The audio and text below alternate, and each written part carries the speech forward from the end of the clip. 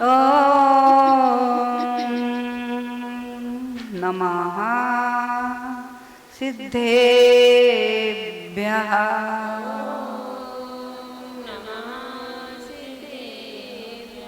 जय बोलिए अनंतानंद सिद्ध परमेष्ठी भगवान की, पंच परमेष्ठी भगवान की, परम पूज्य देवादेव 1008 श्री आदिनाथ भगवान की, देवादेवी 1008 श्री सुमतिनाथ भगवान की, देवादेवी 1008 श्री शांतिनाथ भगवान की, चिंतामणि पार्श्वनाथ भगवान की, शासन नायक महावीर भगवान की, चतुर्विशी तीर्थंकर भगवंतों की, परम पूज आचार्य मानतुंग स्वामी की, परम पूज गणाचार्य गुरुवर से 160 विराट सागर जी महाराज की, परम पूज चर्यासमणी आचार्य भगवान से 160 विशुद्ध सागर जी महाराज की, 3,9 करोड़ मुनि महाराजों की, अहिंसामयी विश्व धर्म की, भक्तांबर महामंडल विधान की।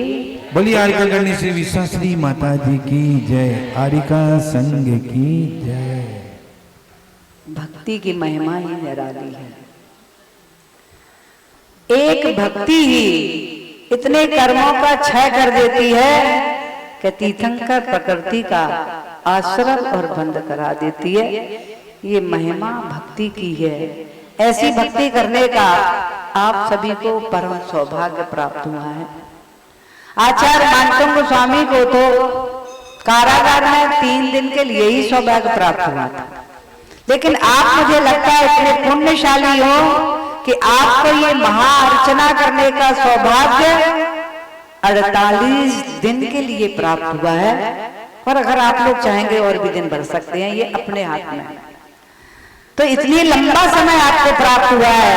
ऐसी भक्ति में आप भी तो तीर्थंकर प्रकृति का आश्रम बंद कर सकते हो। बंद नहीं होता नहीं हो, आश्रम तो हो ही जाए, होगा कि नहीं होगा?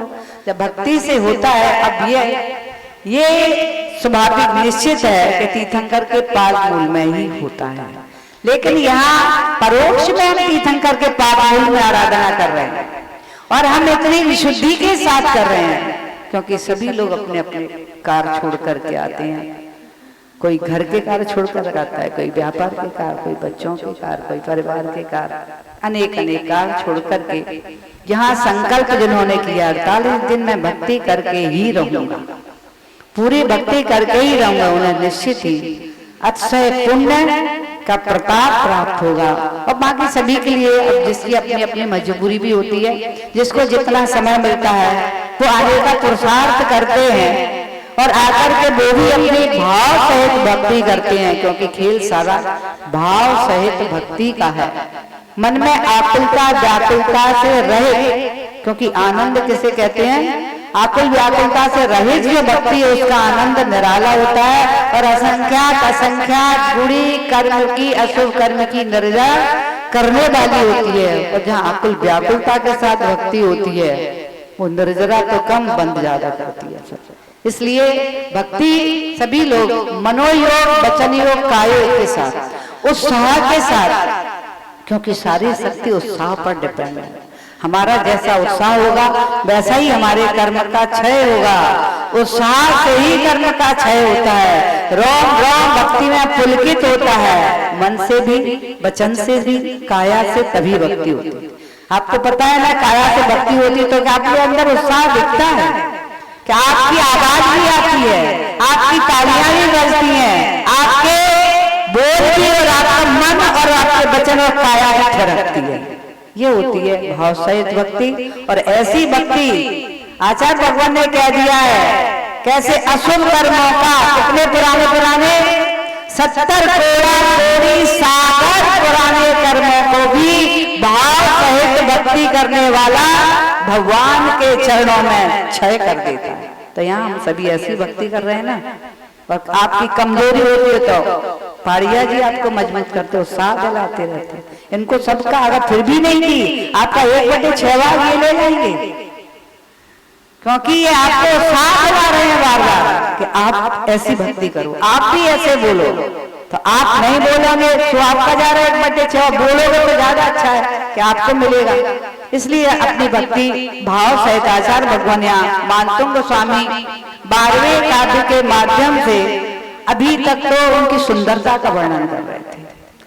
शरीर की सुंदरता का ऐसे गुणों का वर्णन कर रहे थे। और आज आचार्य भगवान की का चिंतन भगवान के ज्ञान के पर पहुंच गया। आज उनके ज्ञान की आराधना कर रहे हैं और ज्ञान की आराधना करते हुए कह रहे हैं, हे प्रभु आपका ज्ञान कैसा है और यहाँ सबका ज्ञान कैसा है। यानी मिथ्या दृष्टियों को ज्ञान और सम्यक ज्ञान की तुलना की है। भगवान का ज्ञान तो अनोखा ही है। कैसा ज्ञान है भगवान का? केवल ज्ञान है भगवान का। क्योंकि आचार्यों ने कह दिया है ज्ञान कितने प्रकार का होता है। सम्यक ज्ञान, मति श्रुति अवधि माने पर है केवल ज्ञान। ये 5 प्रकार का ज्ञान होता है। अगर एक ज्ञान होता है किसी को तो केवल ज्ञान होता है। 2 ज्ञान होते हैं तो मति श्रुति ज्ञान होता है।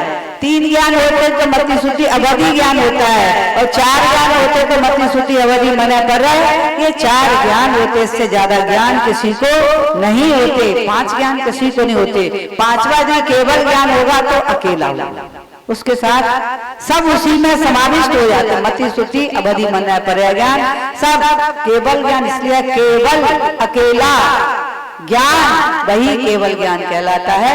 वह किसी का सहारा नहीं लेता। बाकी सारे ज्ञान बैसाखियों पर है, लेकिन केवल ज्ञान को असहाय ज्ञान कह दिया है। उसे किसी बैसाखी की आवश्यकता नहीं है, न मति ज्ञान की, न सुत ज्ञान की, न अवधि, न मन पर रहेगा। लेकिन ध्यान रखना, फिर भी केवल ज्ञान उसी को होता है जिसके पास सम्यक ज्ञान होता है। सम्यक मति श्रुति ज्ञान होता है। और कोई ज्ञान हो या नहीं हो, अवधि ज्ञान हो भी सकता है, नहीं भी हो सकता, मना पर ज्ञान हो सकता है, नहीं भी हो सकता, लेकिन मति श्रुति ज्ञान सम्यक है। बस यही केवल ज्ञान का बीज है। इस ज्ञान के माध्यम से केवल ज्ञान प्राप्त हो जाता है। और फिर इसके बाद तो पुण्य है अपना अपना। कोई मति श्रुति ज्ञान अवधि ज्ञान से केवल ज्ञान प्राप्त करता है, कोई मति श्रुति अवधि मना कर रहा है, चारों ज्ञान को प्राप्त करके फिर केवल ज्ञान प्राप्त करता है। लेकिन 5 ज्ञान एक साथ नहीं रहते, ध्यान रखना। जब केवल ज्ञान होता है तो सारे ज्ञान समाविष्ट हो जाते हैं केवल ज्ञान में। उस समय न मति ज्ञान काम करते, न श्रुति, न अवधि, न मकर, क्योंकि भगवान की विशेषता हो जाती है। जैसे ही केवल ज्ञान होता है परम औदारिक शरीर हो जाता है और फिर उनका मन कार्य नहीं करता। भगवान का मन काम नहीं करते, इसलिए नो संगी नो असंगी भी कहते हैं। भगवान को अरहत भगवान को क्या कहते हैं? नो संगी नो असंगी कह दिया है। क्यों कह दिया है? नो संगी नो असंगी थे नहीं, वो संगी थे, क्योंकि संगी नहीं होंगे तो केवल ज्ञान होगा ही नहीं। असंगी को केवल ज्ञान नहीं होता। जानते हो संगी असंगी के नहीं जानते सब लोग? नहीं तो सुन करके चले जा, पता चलेगा क्या संगी क्या असंगी क्या होता है। संग को तो कहीं नहीं कहते, श्रावक के संग को तो नहीं कहते, साधु के संग को तो नहीं। संगी का तात्पर्य होता है मन सहित। मन को संगी की संज्ञा दी गई है। मन सहित जो होता है उसी को ही ज्ञान होता है। कौन सा ज्ञान? केवल ज्ञान। मन रहित को कभी केवल ज्ञान नहीं होता। मति श्रुति ज्ञान तो सबको होता है, मन रहित को भी, क्योंकि एक इंद्री के पास भी मति श्रुति ज्ञान है, 2 इंद्री के पास भी मति श्रुति ज्ञान है, 3 इंद्री के पास भी मति श्रुति ज्ञान है, 4 इंद्री के पास भी मति श्रुति ज्ञान है, और 5 इंद्री, चाहे त्रियंच गति का जीव हो, चाहे नरक गति का जीव हो, चाहे देव गति का हो, चाहे मनुष्य गति, सबके पास मति श्रुति ज्ञान होता है। अब विशेषता क्या है? चर्चा मति श्रुति ज्ञान के साथ में चर्चा आचार्य मानतंग गोस्वामी सम्यक ज्ञान की चर्चा कर रहे हैं, क्योंकि मति श्रुति ज्ञान के साथ हमेशा जीव की पर्यायता सही है ज्ञान दर्शन स्वरूप। जीव किसे कहते हैं? किसे कहते हैं जीव? बताओ ना किसे कहते हैं? ये माइक जीव है क्या? नहीं है ना। जो वस्तुएं दिखाई दे रही है कोई जीव है क्या? आपका शरीर जीव है क्या? नहीं है ना। जो वस्तुएं आंखों से दिख रही हैं ये कोई भी जीव नहीं है, सब पुद्गल है। अब जो नहीं दिख रहा है वो जीव, क्योंकि जीव तो किसके गम में है? केवल ज्ञान, केवल गम में है, किसी को नहीं दिखता जीव। शुद्धोपयोगी अनुभव करता है जीव का, लेकिन साक्षात देखने वाला तो केवल ज्ञान है। इसलिए हमको तुमको भी नहीं दिखेगा। अनुभव करो। बोल रहा है कौन? बोल रहा है? देख रहा है कौन? देख रहा है। इसमें अनुभव करो। जीव नहीं होगा तो देखेंगे नहीं, जीव नहीं होगा तो बोलेंगे नहीं, सुनेंगे नहीं, कुछ नहीं करेंगे। जो भी क्रिया हो रही है तो जीव से हो रही है। पंखा चल रहा है ना, ये किसके सहयोग से चल रहा है? जीव के सहयोग। लाइट जल रही है, किसके सहयोग से जल रही है? माइक में आवाज आ रही है, किसके सहयोग से आ रही है? जीव के सहयोग से ही आ रही है। जीव हटा दिया जाए माइक में से, करंट हटा दो। करंट क्या है? अग्निकाय का जीव है ना, इसको हटा दो, माइक में आवाज ही नहीं आएगी। इसको हटा दो, पंखे बंद हो जाएंगे, लाइट बंद हो जाएगी। ये अनुभव की चीज है कि ये जीव है। ऐसे ही अपने अनुभव की, शरीर जीव नहीं है। जो शरीर में क्रियाएं कर रहा है, क्रियाएं चल रही है, वो किसके निमित्त से चल रही हैं? जीव के निमित्त से। करंट के निमित्त से पंखे की पंखुड़ियां घूम रही हैं, करंट के निमित्त से लाइट जल रही है, उजाला दे रही है। वरना पंखा भी स्थिर होता, लाइट भी स्थिर होती, प्रकाश नहीं होता, जीव नहीं होता। तो इसका तात्पर्य है जीव क्रियाएं, जीव के बिना क्रियाएं नहीं। वायु चलती है ना, लगती है आपको, अगर पंखे बंद कर तो भी वायु लगती है। रास्ते में खुले में हवा लगती है ना, वो भी जीव है। तो जो क्रियाशील आपको दिखाई दे रही है, बिना जीव के कुछ भी नहीं चल रहा। आप चल रहे हो तो जीव के सारे चल रहे, पंखे चल रहे तो, माइक चल रहा तो, लाइट चल रही तो, एसी कूलर आदि जो भी कार्य हो रहा है, किचन में चूल्हा जल रहा है, वो भी जीव का ही प्रताप प्रकाश सारा है। जीव के बिना कोई क्रिया होती नहीं है। लेकिन इस बात को समझना है कि अब जीव कौन है और अजीव कौन है। समझ में आ गई ना सारी चीज? हमारे पास शक्ति है बोलने की, सुनने की, ये सब जीव, इसका सारा कारण जीव है। लेकिन देखने में जो दिख रहा है आपको, चाहे आंखें दिख रही हो, चाहे नाक दिख रही है, चाहे चेहरा दिख रहा है, चाहे शरीर दिख रहा है, बस तरह जितने आभूषण पहन रखे वे सारे कौन है? सब अजीब हैं। ध्यान रखना, ये भेद विज्ञान जिसको हो जाता है वही सम्यक दृष्टि, वही सम्यक ज्ञानी, वही का आचरण सम्यक होता है। यहाँ चर्चा आचार्य भगवान मानतम गोस्वामी सम्यक ज्ञान की चर्चा करते हुए कह रहे हैं कि जैसा ज्ञान उन्होंने उदाहरण दे दिया, मणि और रत्न आदि और कांच, ऐसा उदाहरण दिया उन्होंने कि मणियों रत्नों का प्रकाश और कांच का प्रकाश। कांच का प्रकाश असहाय है, मणियों को कांच का प्रकाश सहारे वाला है, मणियों का प्रकाश असहाय है, केवल ज्ञान की तरह।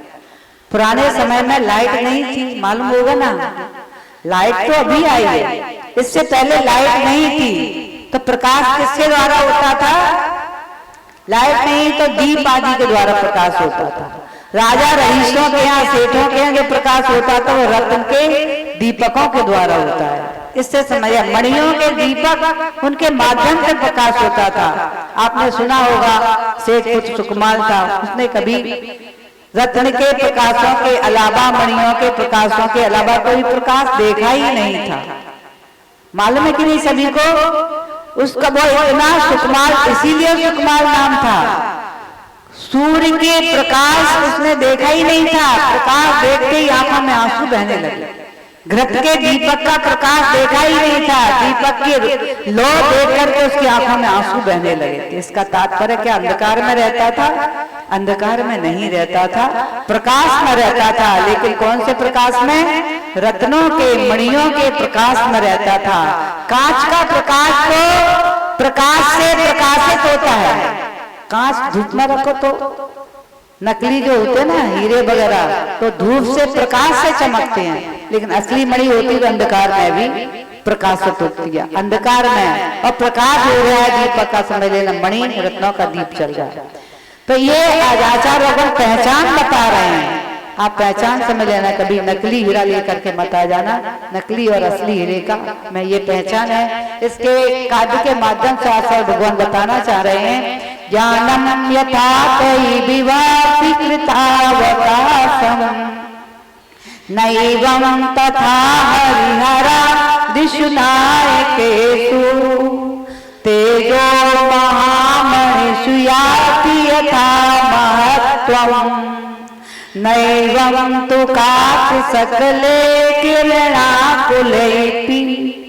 आचार्य भगवान यहाँ ये कहना चाह रहे हैं ज्ञानम यानी किताब का सन, जो कैसा है, किताब का सन, अवकाश से रहित है, पूर्ण रूप से जो विकसित है वह ज्ञान है। पूर्ण रूप से जो विकसित है वह ज्ञानम, ज्ञान, ऐसा ज्ञान यथा कोई जिस तरह आप में है। किसमें है? भगवान। हम सभी भी भगवान की आराधना कर रहे हैं। आचार्य मानतम स्वामी भी आदिनाथ स्वामी की आराधना करते हुए कह रहे थे, हम सभी भी भगवान आदिनाथ की आराधना करते कह रहे हैं, हे भगवान किताब का सन, जो ज्ञान पूर्ण रूप से विकसित हो चुका है वह ज्ञान यथा तो ही जिस प्रकार से आप में है। विकसित ज्ञान का तात्पर्य अभी मैंने कह दिया था, असहाय ज्ञान कौन सा? केवल ज्ञान आप में है, आप में प्रकट हो गया है, ऐसा ज्ञान कह रहे विभाती शोभामान हो रहा है। एक तथा उस तरह का ज्ञान, जैसा ज्ञान आप में प्रकाशित हो रहा है, जैसा ज्ञान आप में शोभामान हो रहा है, ऐसा ज्ञान हरिहरादिषु नायकेषु यानी देवों में, हरिहर ब्रह्मा विष्णु आदि देवों में ऐसा ज्ञान नहीं है। सत्य ये बताना चाह रहे हैं, इसलिए आप पहचान लेना सम्यक ज्ञान क्या है और मिथ्या ज्ञान क्या है। केवल ज्ञान जिसके पास है वही सच्चा भगवान है। इसके अलावा जिसके पास केवल ज्ञान नहीं है वे भगवान नहीं है। गुरु आदि हो सकते हैं लेकिन भगवान नहीं हो सकते। तीन लोक के नाथ तीर्थंकर भगवान का और अंत का वे नहीं हो सकते। इसलिए पहचान बता रहे हैं कि आप में और हरिहर आदि अन्य देवों में ये अंतर है कि आपका ज्ञान केवल ज्ञान रूप है, तीनों लोगों को प्रकाशित करने वाला है, तीनों लोगों में प्रकाशमान हो रहा है। लेकिन आपके अलावा जितने भी देव हैं, नाम दे दिया चारों निकाय के देव हो, चाहे हरिहर ब्रह्मा विष्णु आदि देव हो, कोई भी देव हो, उनके पास वह केवल ज्ञान रूप ज्ञान नहीं है। इसलिए भगवत्ता की प्राप्ति आपको हुई है, अन्य किसी को नहीं। इसलिए अन्य किसी के पास जब ये ज्ञान नहीं है तो इनकी भगवान के रूप में हम पूजा नहीं कर सकते। आचार्य भगवान यहाँ बताना चाह रहे हैं, ना विभाती शोभायमान नहीं होता किसी और में जो आप में ज्ञान शोभायमान हो।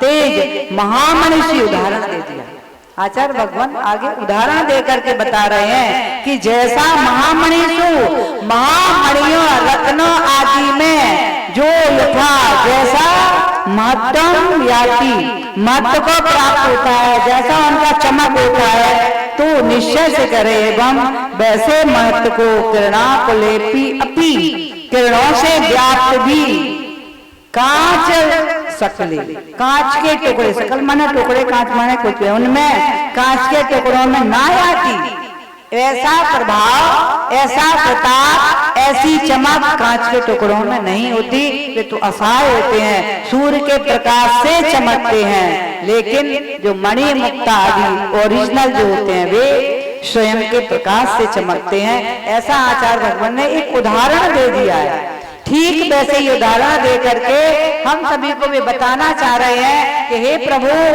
कांच मणि, कांच जो और मणि मुक्ता दोनों में जमीन आसमान का अंतर। कांच तो सूर्य के प्रकाश से, अन्य कृत्रिम प्रकाश से चमकता है, लेकिन आपका प्रकाश तो आपके अंदर से प्रकट हुआ है, किसी दूसरे के सहारे से प्रकट नहीं हुआ है। ऐसा आपका ज्ञान उसी को होता है। ध्यान रखना, जहाँ बीज होता है वहीं पौधा लगता है, वहीं वृक्ष होता है। जिसके पास सम्यक दर्शन होता है उसी का ज्ञान सम्यक होता है, उसी का चारित्र सम्यक होता है। और जिसके पास सम्यक दर्शन, सम्यक ज्ञान, सम्यक चारित्र की रत्नात्रय होता है, उसी के पास केवल ज्ञान प्रकट होता है समय आने पर। ऐसा नहीं आप सोचो अभी हो जाएगा सम्यक दर्शन, सम्यक ज्ञान, सम्यक चारित्र को जिसने धारण कर लिया सबका केवल ज्ञान हो जाएगा। तो पंचम काल में मैंने कह दिया वह केवल ज्ञान प्रकट करने के लिए योग्यता नहीं है। पंचम काल में उतनी शक्ति नहीं है, वो संगठन नहीं है, उतनी योग्यता की केवल इतनी ही है कि आज सम्यक दर्शन के साथ सम्यक ज्ञान प्रकट हो सकता है। अधिक से अधिक ऐसा आगम में आया है पंचम काल में भी 21 महापुरुषों को अवधि ज्ञान होगा पूरे पंचम काल।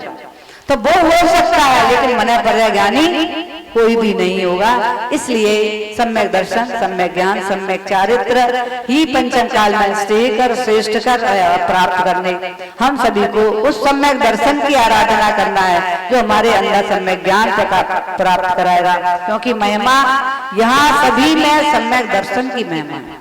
इसलिए आचार्य भगवान यहाँ यही कहना है, महिमा सम्यक दर्शन की है, महिमा सम्यक ज्ञान की है। सबके पास ज्ञान दर्शन है ऐसा नहीं है, लेकिन जब तक ज्ञान सम्यक नहीं है, कब तक नहीं हो, जब तक दर्शन सम्यक नहीं है तब तक ज्ञान सम्यक नहीं हो। अपनी अपनी परीक्षा करते रहना चाहिए कि मेरे पास सम्यक दर्शन है कि नहीं, क्योंकि महिमा सम्यक दर्शन की ही है। हर देखना, हर कार्य में महिमा सम्यक दृष्टि की है। राजा ने के 2 पुत्र थे और उनमें से वो एक को उत्तराधिकारी बनाना चाहता था। अब परीक्षा किसकी लोगे? आप अपने पुत्र को उत्तराधिकारी बनाना चाहेंगे तो उसके ज्ञान की परीक्षा लोगे कि नहीं? मूर्ख तो नहीं है कहीं। अगर मिथ्या दृष्टि होगा तो क्या मालूम क्या क्या करे। तो उन्होंने परीक्षा लेने के लिए दोनों पुत्रों को बुलाया और बुला करके उनको कुछ गन्ने दिए। दोनों पुत्रों को गन्ने दिए और ये कह दिया ये गन्ने 6 माह बाद मुझे वापस चाहिए, संभाल के रख। दोनों पुत्र ले गए और दोनों पुत्रों ने अपने अपने गन्ने को संभाला। जिसपे जितना विवेक था उसने उस विवेक से गन्ने को संभाला। जब 6 माह पूरे हुए तब राजा ने अपने पुत्र को बुलाया। अब बड़ा था तो बड़े को पहले बुलाया, बड़े पुत्र को बुलाया। सूचना भेजी कि राजा ने वो गन्ने मंगा लिए। बड़ा पुत्र गन्नों को बहुत संभाल के रखा था, कहीं धूल मिट्टी भी ना लग जाए, कहीं बाहर की हवा भी नहीं लग जाए। कांच की पेटी में संभाल करके रोज देखता था, खराब तो नहीं हो रहे, सड़ तो नहीं रहे। और गन्ने निकाल करके राजा के पास ले गए। और राजा ने जैसे ही देखा गन्नों को, सारे गन्ने सूख चुके थे, सूख करके लकड़ी हो गए थे। अब स्वाभाविक है 6 महीने तक रखे रहेंगे, हवा भी नहीं लग रही, कुछ नहीं लग रहा, तो कैसे हो गए? लकड़ी हो गए। वो तो लकड़ी की तरह बजने लगे जमीन। राजा देख करके सोचने लगा, लेकिन तब तक सूचना भेजी थी छोटे पुत्र के लिए तो वो भी आ गया और वो आकर खाली हाथ खड़ा हो गया। तो राजा बोले भाई ये तो गन्ने लेकर के भी आए, तू तो गन्ने भी लेकर नहीं आया। बोला पिताश्री मैं गन्ने लेकर के आता हूँ, लेकिन गन्ने हाथों में नहीं आ सकते। बोले मैंने तो हाथ में ही दिए थे, लेकिन हाथ में नहीं आ सकते, उसके लिए आपको गाड़ी भेजना पड़ेगा। बोले ठीक है भैया, राजकुमार है, अब जो कहेगा वो तो करना ही पड़ेगा। उन्होंने गाड़ी भेज दी। गाड़ी भेज दी। बड़ा पुत्र वहीं खड़ा था, प्रसन्न हो रहा था कि पागल तो नहीं है, इतने से गन्ने गाड़ी में लेकर के आ रहा है, मैं तो हाथ में ही लेकर के आया। और थोड़ी देर बाद ही देखते हैं भरी हुई गाड़ी गन्ने की महल के बाहर खड़ी हुई। राजा बोले फिर आ गया अंदर। बोले तू गन्ने लेकर नहीं आया अभी? कि पिताश्री मैं लाया गन्ने, लेकिन महल के अंदर क्या राज दरबार में वो गन्ने ला सकता हूँ? बोले हाँ मैंने राज दरबार में तो तुझे दिए थे, तू लेकर के आ। और वह कर्मचारी पहुंचे, उसने पुत्र ने राजकुमार ने आदेश दिया सारे गन्ने पिताश्री के पास लेके चलो। अब एक ने उठाए, 2 ने उठाए, 5 ने उठाए, 10 ने उठाए, सारे कर्मचारी लग गए गन्ने ढोने में। राजा देख रहा था, अपने सिर के ऊपर गट्ठा ले करके गन्ने राज दरबार में आ रहे थे। राजा आश्चर्यचकित हो गया। सारे मंत्रीगण देखने लगे, हरे भरे लहराते हुए गन्ने। शायद आप समझ गए होंगे ना, गन्ने तो दोनों को बराबर दिए थे, लेकिन जिसके पास ज्ञान था उसने अपने ज्ञान सम्यक ज्ञान का उपयोग किया, और जिसके पास सम्यक ज्ञान था ही नहीं उसने अपने उस संकुचित मिथ्या ज्ञान का उपयोग किया।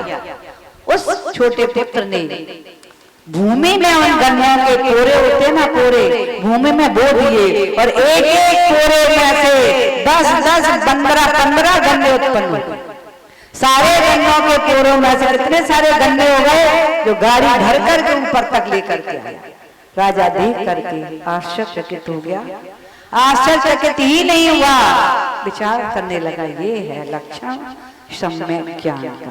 ये महिमा सम्यक ज्ञान की है। सम्यक ज्ञान जिसके पास होता है, विवेक उसके पास होता है। ध्यान रखना, लौकिक जीवन का विवेक तो मिथ्या दृष्टि पर भी होता है। बहुत सारे वैज्ञानिकों ने आविष्कार कर दिए, कितने आविष्कार किए तरह तरह के, लेकिन एक सम्यक दृष्टि जिसके पास सम्यक दर्शन होता है, वो आविष्कार यदि करता आविष्कार तो किसका करता है? आत्मा को परमात्मा बनाने का आविष्कार करता है। उसका सम्यक दर्शन रूप बीज जो है, सम्यक ज्ञान को प्राप्त कराता है, सम्यक चारित्र को प्राप्त कराता है। वह बीज भगवत्ता बनाने वाला, बनाने में सामर्थ होता है।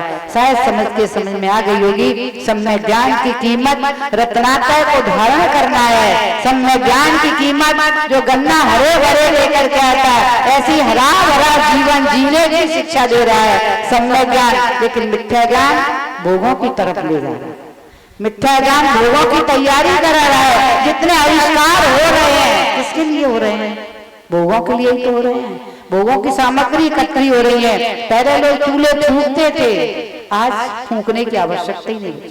बहुत सारी रोटियां बेल कर करके दिन भर रोटियां बनाती रहती थी महिलाएं।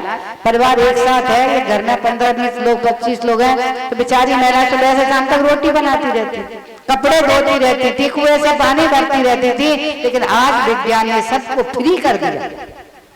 फ्री इसलिए कर दिया है, ध्यान रखना, आपके सारे काम आज मशीनों के द्वारा हो रहे हैं। आपको इसलिए विज्ञान ने आप पे करुणा कर दी, ये करुणा किया है कि मैं तुम्हारे लिए इतने सारे आविष्कार करके तुमको समय दे रहा हूं कि अब तुम भगवान की आराधना करो। अगर मैंने सम्यक ज्ञान प्राप्त नहीं कर पाया, सम्यक दर्शन मैं आविष्कार में लगा रहा हूं भोगों के, तो तुम कम से कम इन सब की वस्तुओं से, भोगों की सामग्री प्राप्त करके भी तुम्हें ऐशो आराम मिल रहा है, सारी व्यवस्थाएं आपको मिल रही हैं, मेहनत कम हो गई ना, वो खत्म ही हो गई। इसलिए तुम दिमाग का उपयोग करो। मेहनत नहीं पड़ रही, तुम दिमाग का उपयोग करो, भगवान की आराधना करो, भक्ति करो, देव वंदना करो, दान करो, तीर्थ वंदना करो, यानी सम्यक दर्शन को प्राप्त करके अपना ज्ञान सम्यक बनाओ। जब ज्ञान सम्यक बनेगा तो आचरण सम्यक बनेगा। जब तीनों सम्यक हो जाएंगे तो भगवान बनने की भूमिका यहीं से प्राप्त हो जाएगी। ये तुम्हारे ऊपर करुणा कौन कर रहा है? कौन कर रहा है? विज्ञान कर रहा है। लेकिन आप फिर भी कहते हो समय नहीं है, घड़ी देखते हो बार बार, इतना समय हो रहा है। पहले के लोग इतना काम करके कुएं से पानी भर के, झाड़ू पोंछा करके, चक्की पीस करके महिलाएं फिर मंदिर में आकर पूजा करते। पूछ लो पुरानी कोई महिला पुरुष मिल जाए 90 साल के, 80 साल वाले, वो बताएंगे आपको कि फिर भी देव दर्शन करता था, मैं पानी भरता था कुएं से, भगवान की पूजा अर्चना भक्ति करता था। और आप कहते हो समय नहीं है आपके पास। तो ध्यान रखना, यही है सम्यक ज्ञान नहीं है अभी, इसलिए समय नहीं है। सम्यक ज्ञानी जो होता है ना, वो अपना समय खोजता है 100 कार्यों को छोड़ करके, क्योंकि सारे कार्य शरीर के लिए हो रहे हैं। सुबह से शाम तक जितने कार्य हो रहे हैं शरीर के लिए, आत्मा के लिए तो इतना ही कार्य है ना, जो भगवान की भक्ति आराधना कर रहे हैं, ये आत्मा के लिए। इसलिए जो इस सत्य को समझ लेता है, शरीर और आत्मा भिन्न भिन्न, यही सम्यक है। जो अपने समय में से परमात्मा की भक्ति करने का, दान पूजा करने का, तीर्थ वंदना करने का, स्वाध्याय करने का समय निकाल लेता है, वही सम्यक ज्ञान। सम्यक ज्ञान के बारे में चिंतन करो। केवल इतना ही सम्यक ज्ञान नहीं है कि भोगों में मस्त रहे, ये सारा मिथ्या ज्ञान। और मिथ्या ज्ञान के साथ में यहाँ आए तो थे हम सब, मिथ्या ज्ञान के साथ आए थे ना। मिथ्या दर्शन था, मिथ्या ज्ञान था, मिथ्या आचरण था। लेकिन आज हम भगवान महावीर के कुल में जन्म लेकर के यदि अपने को भगवान बनाने की यहाँ से शिलान्यास नहीं कर पाया तो फिर सब बेकार हो जाएगा। हो जाएगा कि नहीं हो जाएगा? अगर आपने शिलान्यास कर लिया तो रिजर्वेशन टिकट हो गया ना, रिजर्वेशन पहले से कराते, चाहे प्लेन का चाहे ट्रेन का, महीनों पहले।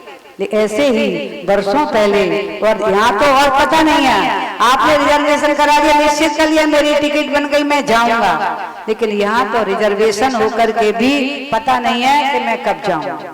इसलिए जब जागे तभी सवेरा, आज इसी वक्त आप अपना रिजर्वेशन आदिनाथ भगवान के चरणों में शिलान्यास कर लेना, रिजर्वेशन करा लेना कि मुझे भगवान बनना है। अगर पंचम काल में नहीं करा पाया तो छठवें काल में ये मौका, ये मौसम नहीं मिलेगा। इसलिए आचार्य भगवान भी यहाँ हम सभी को इस काव्य के माध्यम से समझा रहे हैं कि सत्य को पहचानो, कांच को और मणियों को पहचानो, अथवा सम्यक दर्शन और मिथ्या ज्ञान को पहचानो, सम्यक ज्ञान मिथ्या ज्ञान को पहचानो, सम्यक चारित्र मिथ्या चारित्र को पहचानो। जो इसको पहचान लेता है वही भव्य और सम्यक दृष्टि, वही के पास सम्यक ज्ञान है, वही के पास सम्यक चारित्र है। यही हमारी भगवान बनने की भूमिका है। इसलिए इतना ही कहेंगे आप सभी लोग आज सत्य ज्ञान को जान करके अपने जीवन में सम्यक दर्शन, सम्यक ज्ञान और सम्यक चारित्र को प्राप्त करके किसको छोड़ना है। यहाँ यही कह रहे थे, अन्य देवी देवताओं को जो कदोब आदि की पूजन अर्चना भक्ति करता है उसका त्याग करना है। इसलिए आचार्य ने उदाहरण दिया है कि जो हमारे भगवान का ज्ञान है, केवल ज्ञान, ऐसा ज्ञान किसी भी अन्य देवी देवताओं में नहीं है। इसलिए सत्य को पहचान करके सत्य में जीना सीखो, सत्य को पाना सीखो। सत्य ही हमारे जीवन को भगवंत और जयवंत बनाना वाला। जय बोलिए देवाली देवी खजरा आदिनाथ भगवान की।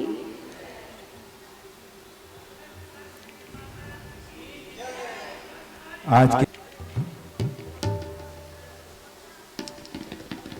बोली बता दो श्रीफल चढ़ाने वालों को। हाँ बोल दिया ना, तुम पहुंचे नहीं उधर अभी। पुण्यार्चक कौन है? आप आओ ना।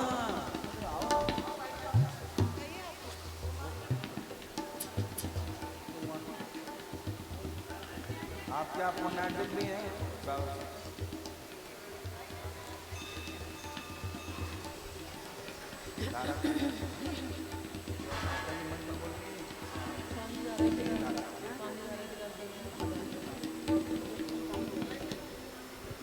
भक्तामर प्रणत मौलिमली प्रभाणा मोद्योतकं दलित पाप तमो वितानम सम्यक् प्रणम्य पादयुगं योगाना कालं वनं भवजने पदकांगना। भक्त अमर नत मुकुट समणियों की सुप्रभा का जो भासक पाप रूप पति सकन तिमिर का ज्ञान दिवाकर सनासक। भव जगत जनों को जिसने